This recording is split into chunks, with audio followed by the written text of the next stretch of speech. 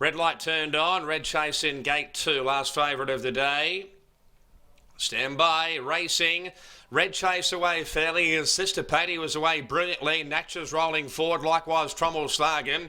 Red Chase 4th and 5th as Winter Passage, and 6 out 3 and 4 wide Bowl Warrior. Passing clockwise on the outside of No Animosity. All Bark and Tail Event. Third last there, Femme Fireball. Second last is Mr. Bellagio. And last of all, Tokariki Lad. So Natch the inside and Trommelslagen the outside, and Trommelslagen's taken over. Third, Sister Paddy. Fourth, the outside Bowl Warrior. A length and a half, Winter Passage, and Red Chase on the outside. 2 further back to No Animosity. Clockwise the outside. All Bark on the outside of Tail Event. Third last, Femme Fireball. Second last is Mr. Bellagio.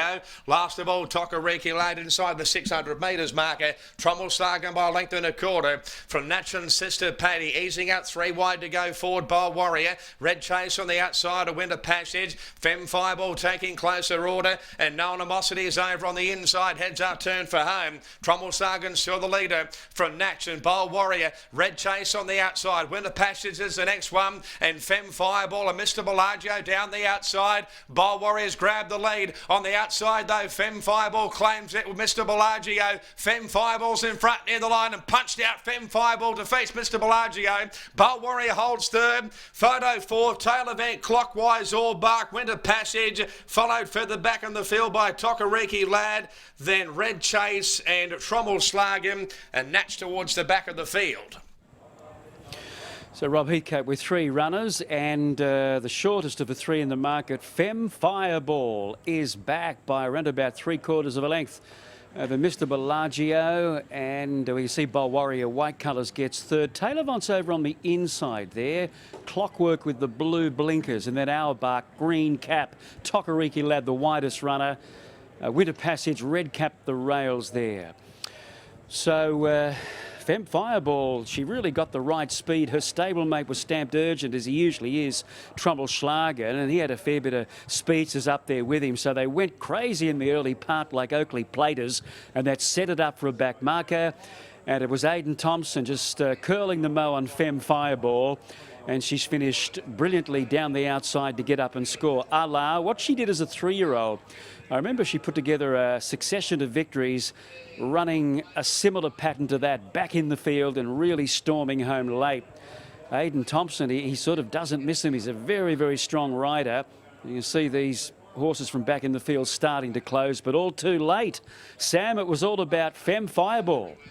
Yep, Femme Fireball, and isn't he doing a good job, Adin Thompson? He's banging out a few winners in town now, and obviously that claim's not going to last long, Maxie, because he rides well. He's a good old school horseman. You know, he can get on one that's a bit rough and a bit rusty around the edges, and he gives them a kick in the belly, and he picks them up and lifts them to the line, and that's exactly what Rob Heathcote wanted to see on Femme Fireball today, because Rob, this mare, she's been terrific every run this prep, but today she was too good.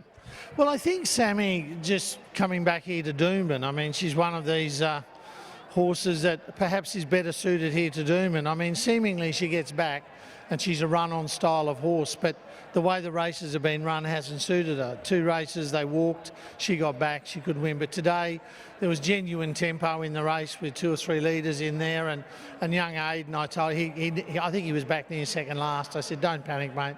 Just make your run from the 500, and he's done that and got the job. And you talk of Adin, I tell you what, he's a good jockey, Adin Thompson, isn't he? Because I just mentioned before that when you want him to, he's got good aggressive way about him. If you want him to pick one up and give it a bit of a lift, he can do exactly that. Well, some say he's a bit like you when you're at your best, Sammy, fearless.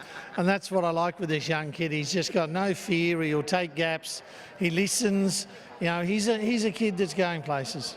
Good day at the office. How did Rothfire pull up? Yeah, no, I left the races early and went over home and had a bit of a chat with him, asked him what he wanted to do. No, in all seriousness, he's pulled up great. I can tell you're in relaxed mode. You've unbuttoned the shirt and you've just chilled. You know, come to the races, back to the races to saddle up. Femme Fireball chilled. I'll let my hair down tonight. I'll have a couple of glasses of red. Well done, Rob. There is Rob Heathcote, who takes out the last with Femme Fireball. He's had an impressive winner in Rothfire today. It's been a good day for the Heathcote camp. We're going to take a quick break now and more racing on the other side.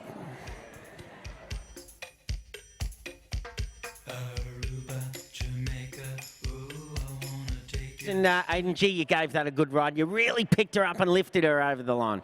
Yeah, Rob just said he wanted her to go back a little bit, and he said once something starts to move, just go on with it, and yeah, she just hit the line strong as.